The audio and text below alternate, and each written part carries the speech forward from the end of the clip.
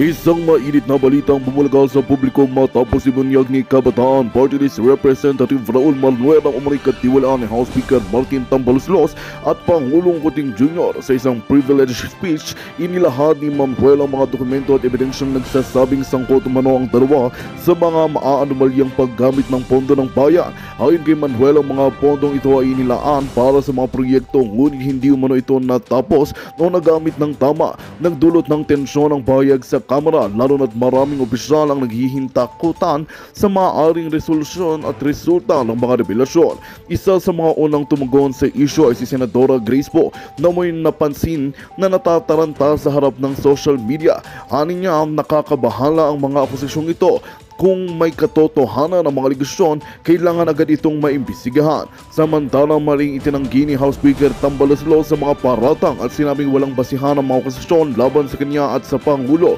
Hinamo din niya si Manuel na ilabas ang lahat ng ebidensyang hawak nito sa tamang foro. Sa mga pasabog ni Raul Manuel, muling binuhay ang panawagan ng publiko para sa mas malinis na imbestigasyon sa mga katiwalian ng gobyerno. Nananawagan ng iba't ibang grupo ng transparency mula sa administrasyon sa mga opisyal na sangkot sa kontrobersya. Patuloy na itinutukan ng babuong bayan ang pag-usaping ito na nagdudulot ng malaking dagok sa imahe ng kasalukuyang pamahalaan. At yun nga ang balitang ating pagkakatutukan. Ngunit bago ang lahat, siguraduhin mag-subscribe at ihitang notification bell para sa patuloy na pagtutok sa mga sulyap ng bagong balita sa tunay na boses ng masa.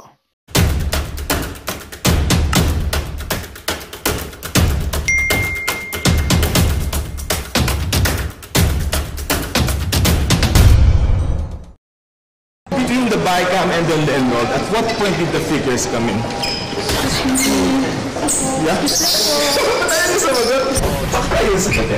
If it's just a procedural thing for Congress. Nasagot na lahat. Paano, ma'am? Sige po. Nung na-enroll yun, wala namang blanco. So tama naman talaga yung sinabi din ni Senator Cheese, which should really be a reference. In fact, also the President has seen, wala naman kaming mga blanco dun sa na-enroll bill namin. Harapang panloloko ho, hindi yung enroll bilang binibida namin. Tinatangan nyo naman ang sambayan ng Pilipino, madami. Huwag naman ho kayong masyadong defensive, Senator Grace po. Nagtatanong lang naman ho kami kung bakit pinirmahan nyo yung BICAM report kahit na kulang-kulang. Yun lang naman ho yun at huwag nyo ho kaming lituhin. Huwag ho tayong pumunta dyan sa enroll bill, dyan sa GAA. Doon ho muna tayo sa pinaka-issue na pinirmahan ng miyembro ng BICAM yung report na kulang-kulang. Doon lang ho tayo. Huwag ho muna tayong lumabas kasi pagka lumabas tayo dyan, minimekos-mekos nyo ginugulo nyo usapan 53 si Balota, Pastor Apollo Kibuloy. Pagka nandyan na si Pastor Apollo Kibuloy, malamang sa malamang, pagka nag-BICAM sila ng naka-close door, naku, yari ang mga yan kay Pastor Kibuloy. Bubuksan niya ang pinto, talagang ilalantad niya sa sambayan ng Pilipino kung ano yung mga pinag-uusapan nila dyan sa bicameral conference committee na yan. Pero bago yan mga kababayan, naku, isang like at isang subscribe lang masaya na ho tayo dyan. At sa mga gustong sumali sa ating community, alam nyo na kung gagawin mga kababayan. Isang joint button lang ho makakasali na kayo mga kababayan. At ito ang pinakamatindi dyan. Yung mga kababayan ho natin, sila na ho ngayon ang dapat na mag-adjust dito sa mga kriminal na to. Meron hong ipinapakalat na placards ngayon ng PNP na kung saan meron ho silang babala sa mga kababayan natin. Rapid warning. Avoid being rapid. Do not walk alone at night. Yan, wag daw kayo maglakad pagkagabi. Imbis na sawatain, bantayan ang ating mga kalsada, dahil nga naman mas convenient ito kay Romel Bangag, nagpakalat na lang ho ng ganitong placards para nga naman maabisuhan yung ating mga kababayan na wag silang maglakad ng mag-isa pagkagabi dahil delikado ho yung mga dalaga dyan. Mag-ingat ho kayo baka mahablot ho kayo sa kanto dahil ngayong mga panahon na to, dahil bangag yung mga nakaupo dyan sa Malacanang, dyan sa PNP, DILG, hindi ho nasasawata itong mga kriminal na to. Mag-ingat ho mga kababayan, wala na ho tayo nung panahon ni Tatay Digong. Kinuha na ho ng mga kriminal na to ang kalsada, mga snatcher, mga tandem, lahat ho yan, mga drugista, kriminal. Nasa kanila na ho ang kalsada, wala na ho sa ordinaryong Pilipino. Kaya nga mismong PNP natin, sumuko na ho Sumuko na nagpapahaba lang naman ng oras yung mga gumagawa niyan, di ba? Di ba PNP Chief Marbil? Di ba? Nagpapahaba lang ho sila ng oras. Oh, yan lang ho yun. Kaya ingat-ingat lang ho. Maigi na ho na naipakita ko na ho sa inyo yang ano na yan, yung kumakalat na placards o ano man yan, yung parang contact number no? Yung parang calling card siya, di ba? Tingnan niyo naman ho yung mga kababayan. Imbis na gurgurin, ikulong itong mga rapis na to, nagpakalat na lang ho ng mga ganitong klaseng babala ang ating kapulisan. Saludo para dito sa bangag na Romel Marbil. Anak ng toko. Palakpakan ho natin. Napakataba ng utak. Napakataba ho ng utak, di ba? Wala na ho sa mga ordinaryong Pilipino ang karsada ngayong mga panahon na to. Kaya kung meron kayong anak na dalaginding, dalaga, bilhan nyo na ho ng pang self-defense, pepper spray, o kung ano pa man yung pwede niyang pang... di ba? O dalhan nyo ng ano kung di naman importante pupuntahan sa labas, huwag na lumabas. Pero kung importante talaga, kung matutulungan niya, tulungan niyo na ho mga kababayan. Hindi na ho, yung panahon ngayon, hindi na ho kagaya nung panahon ni dating Pangulong Rodrigo Duterte, na kung saan, itong mga kriminal na to, sila hong natatakot. Ngayon ho, hindi na ho, dapat ang sambayan ng Pilipino nang matakot dito sa mga ganitong klaseng kriminal. Heto na ho mga kababayan, rekta na ho tayo dito sa ating Senator Grace po. Bakit ho kayo tensionado? Tinatanong lang naman ho kayo. Eto, pakinggan ho natin. Nanindigan si Senadora Grace po na kumpleto at walang mali sa naging proseso ng pagpasa ng 2025 national budget. Si po ang chairperson ng Senate Finance Committee na nanguna sa pag-aaral at pagdepensa sa budget. May unang balita si Joseph Moro. May papukpuk-pukpuk ka pang nalalaman, walang niya ka, ha? May papukpuk-pukpuk ka pang nalalaman. Akala nyo, pagka nagsalita kayo yung ganyan, tapos na usapan, hindi ho. Nag-uumpisa pa lang ho tayo. Actually, di pa tayo nag-uumpisa. Ha? Hindi pa tayo nag-uumpisa. Pag nag-umpisa na, ang sambayan ng Pilipino, naku, yari ka, Senator Grace. Bilang chairman ng Senate Finance Committee, si Senadora Grace Poe ang nanguna sa pag-aaral at pagdepensa ng panukalang 2025 national budget. Si Poe pinanindigang walang milagro at walang maling nangyari sa pagpasa ng 2025 national budget. Sa kabila ito ng pagsabi ng ilang mambabatas kabilang na sina Davao City 3rd District Representative Isidro Ungab, Kabataan Party List Representative Raul Manuel at Senadora Amy Marcos na ang niratipikahang Bicameral Conference Committee report may mga blankong probisyon. On the interested stages, yung BICAM report na black and then Nakikita niyo ho pagmumukha niya? Di ba talagang stress na stress siya? Alam ho niya yan. Sen Grace po, wag na ho kayong magmaang-maangan. Alam niyo yan. Tabas pa lang na mukha niyo. Yung narinig pa lang yung BICAM report, nag-iba na ho yung ano niya, yung aura ng mukha niya figures. Sinong gumawa? No, alam mo, pag sa enrolled bill, Yang ka na naman, buwisit na enrolled bill na yan eh. Tigilan nyo ho yan. Tigilan nyo ho yan, madam. Yung pinagbasihan ng enrolled bill, doon ho muna tayo. Ano na lang eh, araw-araw na lang, puro na lang lokohan. Ang hirap nyong umakaintindi, tinatanong nga yung BICAM, yung kulang-kulang. Tapos ibibida mo enrolled bill. Walang yatong Grace po na to, kaya di ka nanalo ng presidente. yun yung pinaka-importante dun sa BICAM. Wala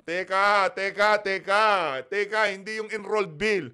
Yung rinatipakahan ng BICAM report, yun ang importante. Nag-usap ba kayo para dyan sa enrolled bill na yan? Di ba, rinatipikahan nyo muna yung BICAM report at yun ang pinagbasihan ng enrolled bill. Linilito nyo kami!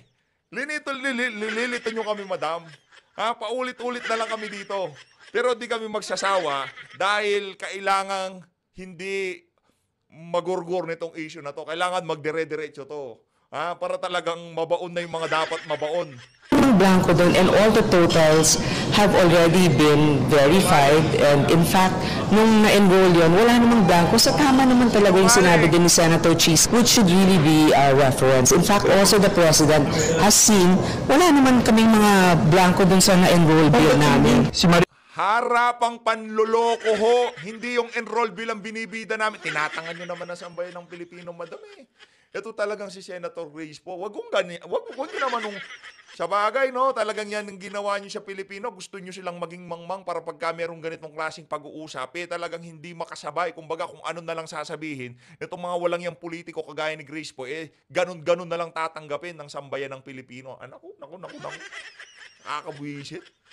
Hindi nga yung enroll bill yung tinatanong namin, yung BICAM. Huwag mo sabihin sa amin, hindi, ang importante yung, yung enroll bill. Huwag nyo ho kaming gugagin. Ha?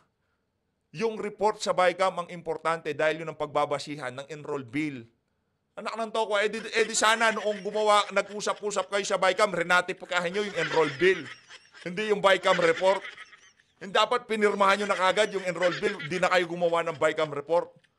Ganyan ho tayo lokohin itong mga senador na to, harap-harapan na ho, nagsusumigaw na ebidensya. Naku, pag nanalo yan si Pastor Kibuloy, yari itong mga to sigurado. Lalo na yung si Kong Dante, ay ang pagbaba ng mga presyo ng ano yan, ang tatrabahuin yan.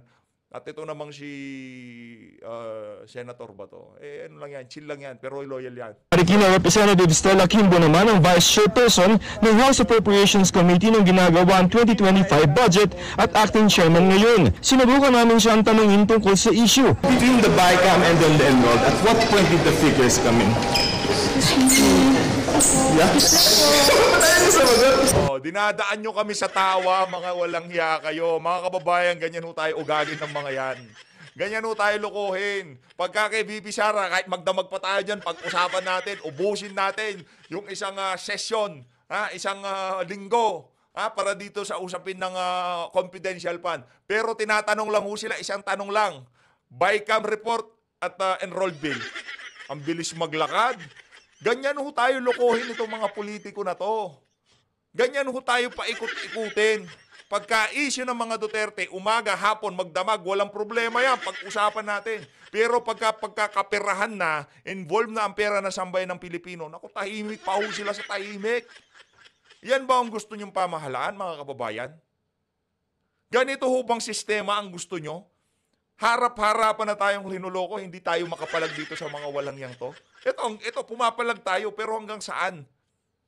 Hanggang saan? Pag hindi ko kasi tayo nagkaisa, hindi naging synchronize yung ating panawagan dito. Kumbaga, iba-iba tayo ng mga inaatake dito. Hindi ho tayo maano dyan, kakatatawanin lang ho tayo niyan eh. Hindi ho tayo, kumbaga, nagkakaisa sa isang layunin na wasakin itong bulok na sistema na to na kinakapitalize ng mga politikong kagaya nitong si Stella Kimbo at nitong si Grace po para sa kanilang pangsariling interes.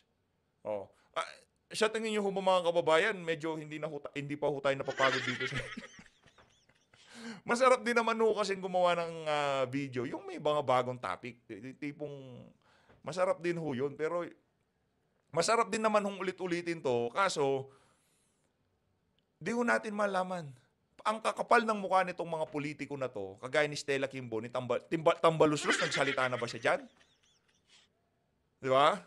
Si Chis Escudero, nagsalita siya, lilito niya lang sambayan ng Pilipino. Ayan si Grace po, isang script nitong si Grace po at nitong si ano. Mas importante yung enroll bill. Huwag nyo kami ungguyin. Enroll bill. Yung bike, mula ngayon, huwag na kayong mag-BICAM. Basta dapat synchronize yung version ng House at version ng Senado. Tapos automatic, yun ang ratifikahan nyo. Wala nang BICAM, nag-uungguyan tayo eh. Mag-uusap-usap kayo sa BICAM. Ngayon, pagka nasilipan kayo, sasabihin nyo, importante yung enroll bill. Ano kami, mga tanga? Huwag ganon. Huwag ganon, Senator Grace po. Buti pa nga to si Grace po sumasagot. Itong si Stella Kimbo. Wala palang ano to eh. Sagutin. If it's just a procedural thing for Congress. Nasagot na lahat. Paano, ma'am? Sige po, let's-wait na lang po sa Na lahat. Ha? Walang na-explain, madam. Na-explain na daw ho.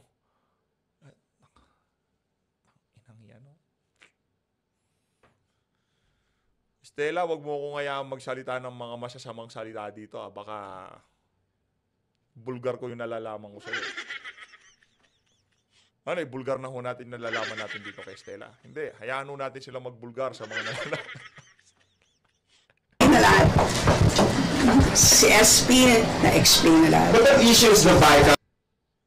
Senate President daw ho na-explain na lahat. Wala hong na-explain si SP. Sinabi niya lang, walang kumpleto yung GAA. Yung GAA, kumpleto naman talaga. Wala naman nagsasabing kulang yun. Yan, nasunog kayo. Yan ang problema sa inyo. Ha? Mga oportunistang, mga walang yang oportunista kayo. Pagka nakasilip ng pagkakataon, gagawa ng kapirahan dyan sa House of Representatives at Senado. Yan kayo. Yan kayo. Akap, ayuda, magkano yung dinagdag nila sa budget nila? 11.3 billion, 16.3 billion, basta nandun sa figure na yun.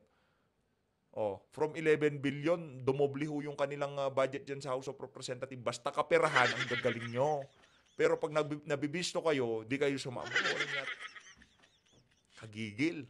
May mga kopya ng BICAM report na nakuha ang GMA Integrated News mula kina Ungab at Manuel. May nakuha din kami mula sa di nagpapangalang source sa Senado. Bagamat may pagkakaiba sa bilang at pwesto ng mga pirma, pare-pareho ang mga blanko ng mga ito. Ang BICAM report ang niratipikahan ng Kongreso para maging basihan ng enrolled bill at nang mapirmahan ng Pangulo naging General Appropriations Act o 2025 National Budget. Pero kung ikukumpara sa isinabatas na General Appropriations Act, ang mga blanko sa BICAM report ay napuna ng kabuuang halagang di bababa sa 138.36 billion pesos. 138 point something billion pesos. Ganun ho kalaki yung napuna. Sakit. Sakit to. Ano yun? Ano yung gagamitin yun para sa impeachment ni VP Sara ngayong 20th Congress? Anak ng to. Mga walang hiya talaga kayo. Talagang yung perang pang-impeach dito kay VP Sara, gusto nyo, ipabayad nyo pa sa sambayan ng Pilipino. Inupo ng 32 million, ngayon yung buwis ng 32 million, ang gagamitin nyo para baklasin yung naiupo ng 32 million. Mga walang yaw talaga. Nakuha nyo upo mga kababayan. Ang labo, di ba? Pinakamalaki riyan ang budget para sa NIA kaugnay ng Agriculture and Fisheries Modernization Program. Blanco ito sa BICAM report pero nalagyan ng 56.4 billion pesos. Ang sabi ng mga komikosyong mambabatas na puna ng mga blanco sa enrolled bill pagkatapos nilang i-ratify ang BICAM report. Kaya tanong nila sino ang gumawa nito. From BICAM, anong the-draft? Senate or Congress for the NLB? Both. Meron technical working group that yung ikaapat na bahagi, sila ho, yung mga magkakaibigan na lang. Technical working group. Pagka sinabi mong technical working group, parang technical eh. Kaperahan lang naman pag-uusapan nyo. Mga walang nga talaga itong mga senador na to. actually consolidates both the reports of the House and the Senate. When we have completed the BICAM report and we submitted it as an enrolled bill, it was complete. Thank you. Ba't di mo pangalanan sinong naglagay ng Huwag mo kami sabihin, both technical working group. Bigyan mo kami ng pangalan kung sino yung mga kasama dyan sa technical working group na yan, madam. Bigyan nyo ho kami pangalan. Yun yung tatargetin natin. Kung sino yung mga kasama dyan sa technical working group na yan na puno doon sa mga blanco dyan sa BICAM report na yan. Hayun na nga mga kababayan, heto. It's complete.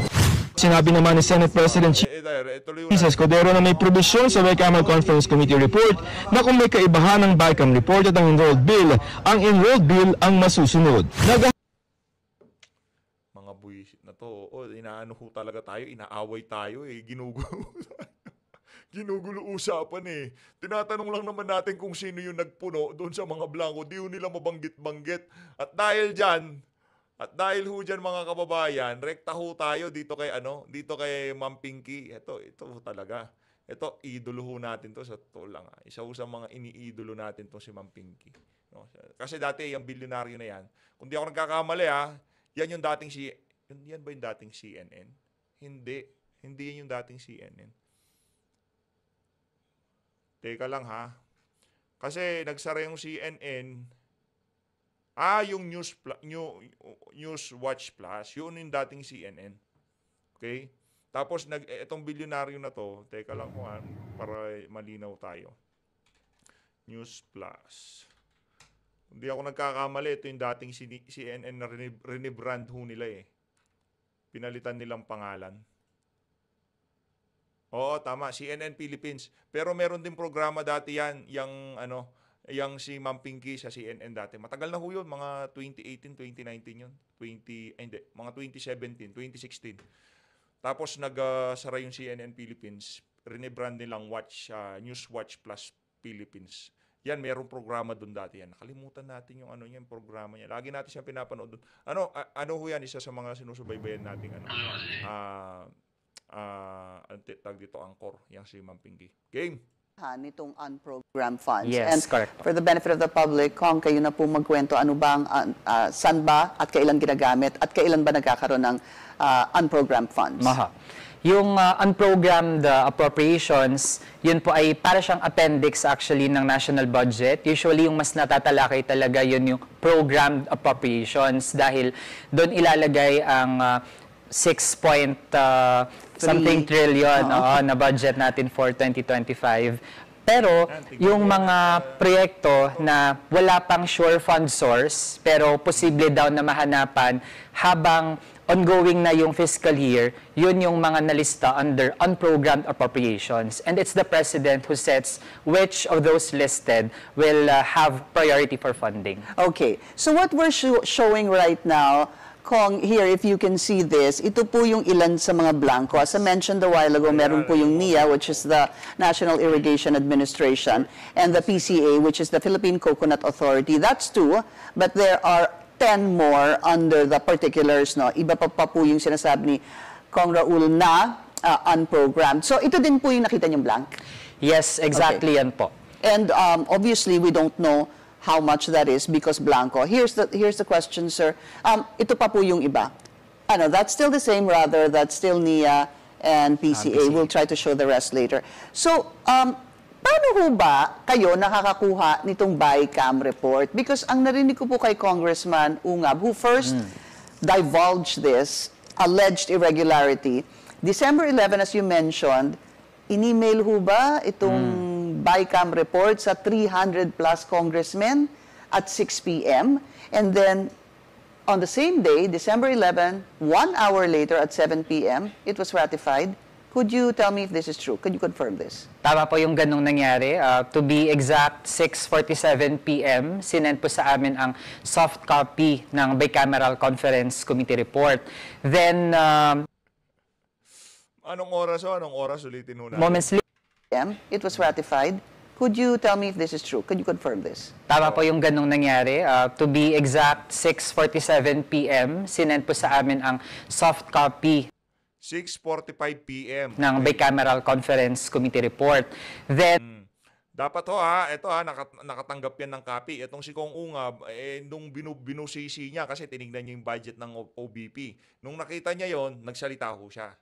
Pero itong si Raul Manuel, nakita niya na ho yung mga blanco na yan, pero hindi ho sila nagsasalita. Kaya yung mga pabida ng mga na yan, nasa Makabayan Black, huwag ko kayo maniwala dyan. Kumbaga dito, kumukuha lang ho tayo ng insight kung ano nga ba talaga ang nangyari dyan sa BICAM report na yan. At makikibalita ho tayo dito kay Ma'am Pinky Webb. And moments later, actually po sa totoo lang, bilang na lang po sa kamay yung mga members ng House na present at that time physically nung moment na pinaparatify na sa plenary session ang BICAM. So ngayon, dahil kami yung physically present, ilan na lang, including the 3 representatives from the Makabayan Coalition, binigyan din kami ng physical or printed copy. And actually, similar din yung laman. At sa totoo lang, kahit ako, kung babalikan ko, I raised a manifestation mas doon pa sa laman ng mga programs na merong amounts at questionable. Halimbawa yung PhilHealth na zero budget. Pero naisip ko, ang dami pa lang na cite na reasons doon sa manifestation ko. Pero kahit ako, hindi ko agad nakita na meron palang mga blanks. Gaano kakapal ba ho yung hard copy? Ano po Hindi daw nakita. Pero kay BP Sara, ang lilinaw ng mata nila. Di ba? Di pa nga tapos yung COA, sila tapos. Bira talaga tong Manuel na to. Oo. Kay BP Sara, pinag-uusapan pa sa COA, sa kanila tapos na. Ganun kaliliwanag ang Magandang balita ang hatid namin sa inyo ngayong araw. Sa pagtatapos ng aming balitaan, nagbigay kami ng mga mahalagang impormasyon. Maraming salamat sa pagtutok at pagsuporta sa aming programa. Huwag kalimutang manatili sa mga susunod na araw para sa mga bagong balita at mga kwento na dapat nating abangan. Mula sa Boses ng Masa, magandang araw, Pilipinas!